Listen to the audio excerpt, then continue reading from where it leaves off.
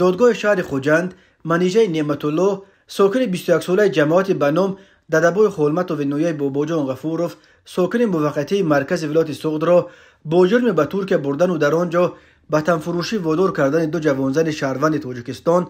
به 8 سال و 6 ماه زندان محکوم کرد. در این باره روز 19 دکامبر سال 2022 با نشر یک گزارش ویدیویی از تالار دادگاه در نشر نوبتی برنامه ملیت خبر میدید اکبر شریفی سخنگوی ریاست کارهای داخلی ولایت سوغد خبر داد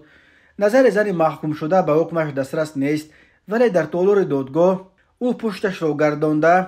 گپ میزد تا چهرهش در دوربین ویدیو نیفتد. بنا به گزارش نشر شده منیژه نعمت‌اللهی ماه دکامبر سال 2021 برای فریب به باوری یک جوانزن در آمده با وعده تامین کردن با جای کار سیر درآمد در ترکیه او را به این کشور فرستاده است، اما برابر به ترکیه رسیدن آن جوانزن او را زیر اسارت قرضی قرار داده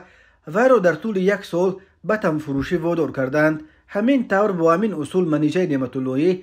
ماه ینور سال 2022 بر اساس مصلحت پیشکی با شریکانش که در خارج قرار دارند باز یک زن دیگر را به ترکیه فرستاده او را هم زیر اسارت قرضی و تحت استثمار شهوانی قرار دادند. دادگاه منیژه نعمت‌اللهی را بر اساس قسم 2 ماده 130 علاوه 1 کودکس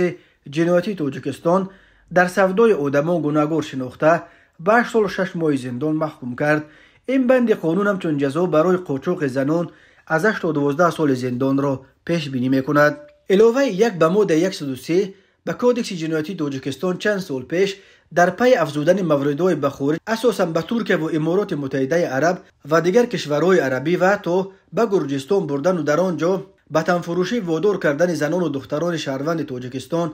امر کرده شد. اکبر شریفی گفت این زن به خاطر درآمد پولی دست به چنین جنایت ننگین به ضد آبرو و اعتبار انسانی زنان زده است. منیژه نعمت‌اللهی 8 سال و 6 ماه حکم زندانش را در کلان نظامش عمومی در یگانه محبس زنان تاجیکستان که در شهر نورک جایگیر شده است ادا خواهد کرد.